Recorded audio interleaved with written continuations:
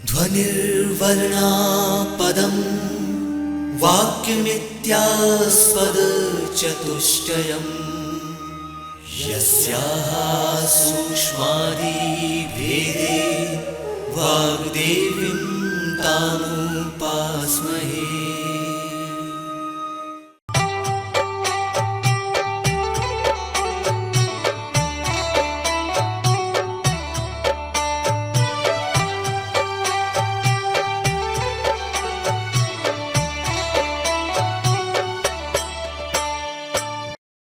नमस्कार सभी को। मैं Arif Hasan, assistant professor guest faculty computer science, Bhoj Vishwavidyalaya Bhopal. आज के इस वीडियो में हम देखेंगे कि डीबीएमएस क्या होता है, इसकी ज़रूरत क्यों पड़ी और जो पहले फाइल सिस्टम चला आ रहा था उसमें क्या प्रॉब्लम थी जो हमें डीबीएमएस की ज़रूरत पड़ी। साथ ही हम इस वीडियो में ये भी देखेंगे कि उसके एडवांटेजेस क्या हैं। एडवांटेजेस देख लेने के बाद उसमें हम ये देखेंगे कि उसके व्यूज़ क्या हैं। व्यूज़ का मतलब होता है कि हम उसको किस-किस एंगल से देख सकते हैं, क्योंकि पूरा डेटाबेस की ज़रूरत तो हमें पड़ती ही नहीं है। तो उसके अलग-अलग समय पे अलग-अलग व्यूज़ होते हैं, तो वो व्यूज़ हम देखेंगे। साथ ही इसके अंदर जो डिफरेंट डेटा इंडिपेंडेंस है, फिजिकल डेटा इंडिपेंडेंस है या लॉजिकल इंडिपेंडेंस है, वो हम देखें। तो आइए शुरू करते हैं इस वीडियो को।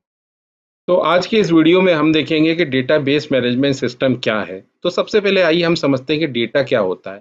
डेटा जो होता है वो सबसे पहले एक बेसिक जो यूनिट होती है, वो डेटा होती है। बेसिक यूनिट क्या होती है? जैसे किसी का नाम हमने बोला, कुछ इन्फॉर्मेशन हमने बोली, कोई फिगर हमने बोला, तो ये बेसिक हुआ हमारा डेटा।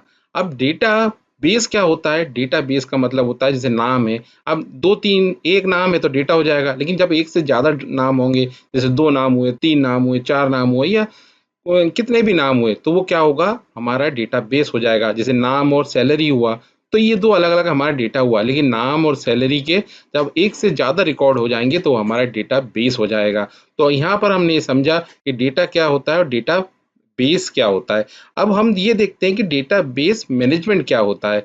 डेटाबेस मैनेजमेंट का मतलब होता है, ये जो डेटाबेस मैंने बताया, जब हम इसमें इंसर्ट कर सकते हैं, अपडेट कर सकते हैं, रिट्रीव कर सकते हैं, डिलीट कर सकते हैं, कोई मॉडिफ़ाई कर सकते हैं, यानी हम इसमें कोई मैनेजमेंट का काम कर सकते हैं जिसमें हम अपने डेटाबेस के साथ कोई भी डेटा को मैनिपुलेट कर सकते हैं किसी भी तरीके से, तो वो कहलाता है हमारा डेटाबेस मैनेजमेंट। और ये जब डेटाबेस मैनेजमेंट हम किसी एक सॉफ्टवेयर के थ्रू करते हैं, जैसे कि हमारा एक्सेस के थ्रू करेंगे, ओरेकल के थ्रू करेंगे, फॉक्स प्रो के थ्रू करेंगे, माइस्क्यूएल के थ्रू करेंगे, साइबेस के थ्रू करेंगे, और भी बहुत सारे डेटाबेस मैनेजमेंट सिस्टम के पैकेज होते हैं। जब हम उसके थ्रू करने लग जाते हैं, तो इस पूरे टर्म का मतलब होता है डेटाबेस मैनेजमेंट सिस्टम।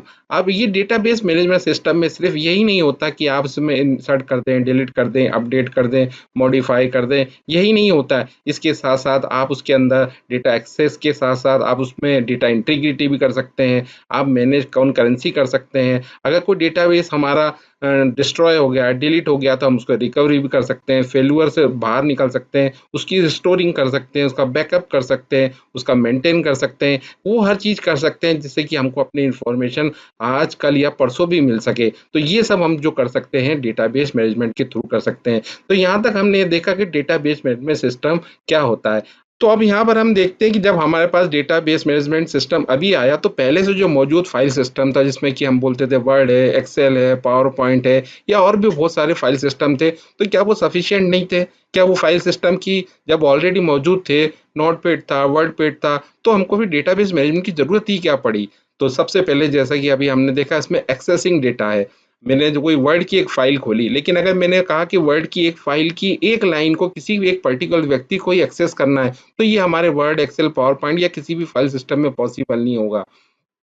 यदि अब मैंने कहा कि फाइल सिस्टम के अंदर अगर हमने कोई एक लाइन टाइप कर दी, लेकिन वही लाइन दोबारा टाइप ना हो, तो ये Word, Excel, PowerPoint, WordPad या नोटपैड के अंदर पॉसिबल नहीं है, लेकिन ये डेटाबेस के अंदर पॉसिबल है। तो यहाँ पर क्या हुआ है? यहाँ पर ये हुआ कि ये फाइल सिस्टम की जो लिमिटेशन है, इसी के साथ हम बोल रहे हैं डेटा आइसोलेशन। डेटा आइसोलेशन का मतलब है, कोई अगर हमने फाइल खोली, लेकिन उसका कोई एक पर्टिकुलर लाइन, उसका पर्टिकुलर डेटा पर्टिकुलर किसी यूजर को ही मिले, तो ये पॉसिबल नहीं है। अगर कोई फाइल खुलेगी तो पूरी की पूरी फाइल खुल जाएगी और उस फाइल के अंतर्गत हर आदमी उस जो भी उसको एक्सेस कर रहा है टोटली 100% एक्सेस कर सकता है। उसको पार्शियली एक्सेस करने की फैसिलिटी उसके पास नहीं होती। इसी के साथ-साथ अगर वर्ड, एक्सेल, पावर पॉइंट में इंटीग्रिटी के इश्यूज़ होते हैं, इंटीग्रिटी का मतलब होता है अगर मेरे पास 2-3 वर्ड फाइल हैं, लेकिन मैं चाहता हूँ कि एक पर्टिकुलर वर्ड फाइल की एक पर्टिकुलर इन्फॉर्मेशन वर्ड फाइल की दूसरी इन्फॉर्मेशन के साथ रिलेट हो, यानी कि मैं दूसरी वर्ड फाइल के अंदर जब लाइन लिखूँ, वही लाइन लिखूँ जो पहली लाइन के अंदर हो या उनके अंदर रिलेशन हो, या इसको ऐसा भी समझ सकते हैं एग्ज़ाम्पल के थ्रू कि अगर मेरे को दूसरी फाइल के अंदर किसी व्यक्ति की सैलरी डालना है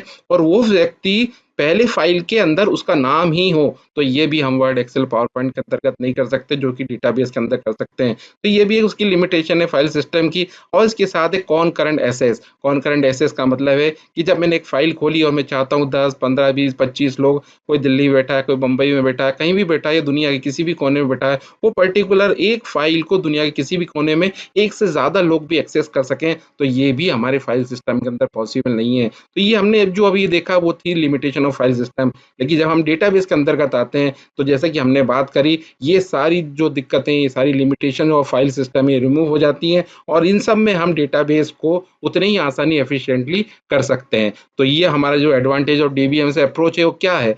डीबीएस अप्रोच ये है कि डेटा वो हमको प्रोवाइड करता है डेटा इंडिपेंडेंस और efficient access of data. It reduces application development time, जल्दी से डेवलपमेंट हो जाता है। इसके अंदर हमें डेटा इंटीग्रिटी और सिक्योरिटी मिलती है। डेटा इंटीग्रिटी का मतलब होता है कि अगर मेरे डेटाबेस के अंदर अगर कोई इन्फॉर्मेशन एक टेबल में है और अगर मैं चाहता हूँ कि वो टेबल सेकंड के अंदर वही लोग हैं, उन्हीं की इन्फॉर्मेशन अपडेट हो, तो वो डेटा इंटीग्रिटी कहलाती है। जैसे अगर मेरे एक टेबल है, उसके अंदर कोई एम्प्लॉई है, अगर मैं चाहता हूँ कि जो मेरे पहले टेबल के अंदर एम्प्लॉई हैं, उन्हीं की मैं सैलरी टेबल 2 के अंदर डालूँ, तो वो मैं कर सकता हूँ डेटाबेस के अंदर, ये कहलाता है डेटा इंटीग्रिटी। इसी के साथ-साथ इसमें सिक्योरिटी होती है। सिक्योरिटी का मतलब ये होता है कि जो डेटाबेस होता है जनरली वो 3 टायर आर्किटेक्चर पे होता है।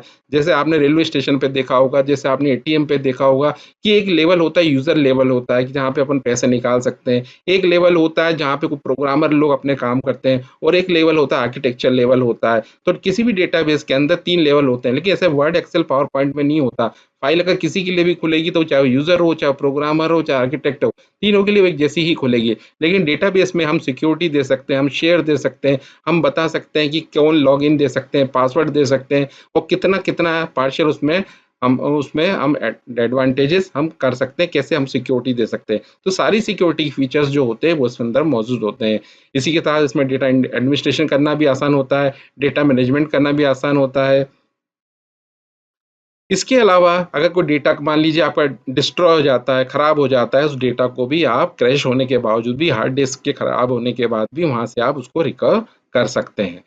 अब जैसा कि मैंने आपको बताया कि डेटाबेस के अंदर जो ये वर्ड की फाइल की तरह नहीं होती है जिसमें एक वर्ड की फाइल आपकी खुल गई तो पूरी सबके लिए खुलेगी। लेकिन यहाँ पर अलग-अलग व्यूज़ होते हैं। व्यूज़ का मतलब होता है कि हम उसको एब्स्ट्रैक्शन के लेवल पर देख सकते हैं। एब्स्ट्रैक्शन का लेवल का मतलब होता है कि जब जो चीज़ नीचे हो रही है उससे हमें मतलब नहीं है। हमें जो ऊपर जिससे जो मतलब डेटा का है, जितना व्यूज़ किसी पर्टिकुलर व्यक्ति को दिखाना है उतना ही व्यूज़ हम उस पर्टिकुलर व्यक्ति को दिखा सकते हैं। तो data view is a relational data is made up of group of connected data items and several that let user access to edit the data. तो ये जो हमारा एब्स्ट्रैक्ट व्यू होता है, एब्स्ट्रैक्ट व्यू का मतलब होता है जिसको मैं एक एग्ज़ाम्पल से और आपको अच्छे से समझाने चाहूँगा कि जैसे कि अगर हम एटीएम के अंदर गए, एटीएम में अपना कार्ड डाला, हमने अपना यूज़र नेम, पासवर्ड डाला। अब हमें सिर्फ़ इतने से मतलब है कि भई ये मेरे को अब मेरा एटीएम कार्ड दे दे, पासवर्ड दे दे, पैसा निकल जाए। अब मुझे पूरे एटीएम से मतलब नहीं है कि उसके अंदर प्रोसेस क्या हो रहा है, उसके अंदर डेटाबेस क्या हो रहा है। तो ये मेरा बाहर का व्यू हो जाएगा जिसको हम बोलेंगे व्यू लेवल के बोलते हैं। तो ये हमारा व्यू लेवल होगा, जैसे कि इस आप स्लाइड में देख पा रहे हैं कि ये हमारा व्यू लेवल होगा। एक लेवल होता है जिसको कि हम बोलते हैं लॉजिकल लेवल। अब जैसे कि आपने एसबीआई के लेवल देखा होगा कि उसके अंदर प्रोग्रामिंग कर देते हैं कि नॉर्मली तो आप पैसा आपका एटीएम कार्ड डालेंगे तो पैसा आपका निकल आएगा। लेकिन कई बार कई एटीएम में जैसे एसबीआई के अंदर भी होता है कि एक फिक्स अमाउंट के बाद एक आपके पास ओटीपी आता है। ओटीपी कन्फर्म करने के बाद भी आपका पूरा पैसा निकलता है। मतलब बेसिक पैसा तो आपका निकल जाएगा, लेकिन जो लार्ज बड़ा अमाउंट है उसमें आपके पास एक ओटीपी भी आएगा, तो वो कहलाता है लॉजिकल लेवल पे। तो ये लॉजिकल लेवल पे प्रोग्रामर काम करते हैं। अब ये जो प्रोग्रामर काम कर रहे हैं ना तो उनको व्यू लेवल पे मतलब है ना फिजिकल लेवल पे मतलब है। तो ये कहलाता है हमारा लॉजिकल लेवल। इसी के साथ अब एक कहलाता है फिजिकल लेवल। फिजिकल लेवल का मतलब है कि डेटा कहाँ हमारा स्टोर हो रहा है। हम किसी भी एटीएम में जा रहे हैं तो डेटा हमारा कहाँ पर स्टोर हो रहा है। वो काम करता है डेटाबेस आर्किटेक्ट या जिसको हम बोल सकते हैं डेटाबेस एडमिनिस्ट्रेटर। तो ये जो है, अब आप इसमें देखिए जो यूज़र था वो व्यू लेवल पे काम कर रहा था, उसको किसी को कुछ नहीं मालूम था। जो प्रोग्रामर था वो लॉजिकल लेवल पे काम कर रहा था, उसको डेटाबेस का पूरा नहीं मालूम था। और जो फिजिकल लेवल पे जो काम कर रहा है वो कहलाता है डेटाबेस आर्किटेक्ट। ये 3 जो लेवल होते हैं किसी भी डेटाबेस मैनेजमेंट सिस्टम पर होते हैं, जिसमें हम व्यू लेवल, लॉजिकल लेवल या फिजिकल लेवल कह रहे हैं।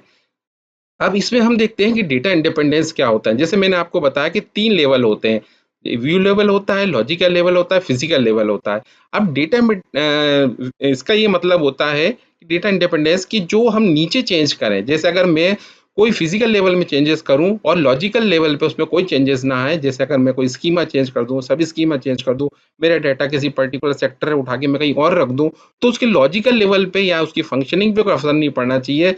तो वो कहलाता है हमारा फिजिकल लेवल इंडिपेंडेंस, यानी कि मेरा जो लॉजिकल लेवल है, फिजिकली कोई चीज मूव हो रही है, उससे लॉजिक पे फर्क नहीं पड़ रहा है, तो कहलाता है मेरा ये फिजिकल डेटा इंडिपेंडेंस।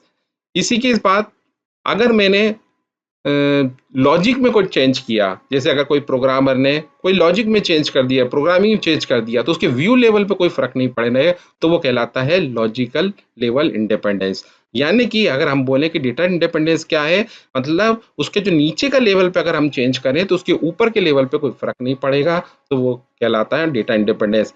यदि हमने फिजिकल, एक बार फिर से कह दूं, यदि हमने फिजिकल लेवल में कोई चेंज किया लेकिन उसके लॉजिकल लेवल पे चेंज नहीं हुआ, तो वो कहलाएगा फिजिकल लेवल चेंजेस।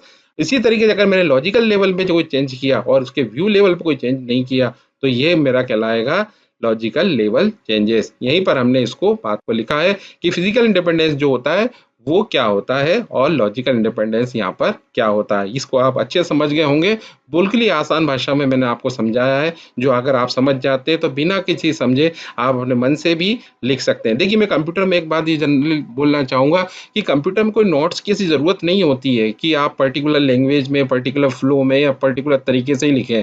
ये आपको नोट्स है तो आपको उसी तरीके से घोट के जाना है, उस तरीके से होगा। अगर आपने कोई कॉन्सेप्ट समझ लिया है तो उसको आप अपनी भाषा में भी लिखेंगे तो आपको उतने ही नंबर आएँगे जिसी के पर्टिकुलर पैटर्न पे लिखने के आते हैं। तो यहाँ पे आपको कॉन्सेप्ट याद रखना है और कॉन्सेप्ट के हिसाब से आपको लिखना है। तो यहाँ पे हमने देखा डेटा इंडिपेंडेंस के बारे।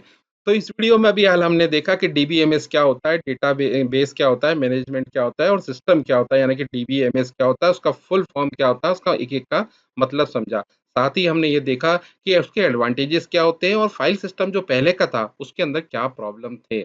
उसको देख लेने के बाद हमने देखा कि डीबीएमएस के व्यूज़ कौन-कौन से होते हैं और किस-किस व्यूज़ पे कैसे काम होते हैं। साथ ही हमने ये देखा डेटा इंडिपेंडेंस क्या होता है। तो उम्मीद करता हूँ कि ये वीडियो आपको अच्छे से समझ में आया होगा, इसका हर कॉन्सेप्ट आपको क्लियर होगा होगा। तो वीडियो खत्म करें उससे पहले मैं आपको यहाँ पे कुछ सेल्फ असेसमेंट क्वेश्चन देना चाहता हूँ, जो इस वीडियो के ऊपर बेस्ड हैं। यदि आपको ये वीडियो अच्छे से समझ में आया तो मुझे नहीं लगता इसके अंदर कोई प्रॉब्लम होगी कि आप इन क्वेश्चनों का सवाल का जवाब दे सकें। तो ये क्वेश्चन आपकी स्क्रीन पर है, जिसमें पहला क्वेश्चन है, what do you understand by DBMS? ये हम आपको बता चुके हैं।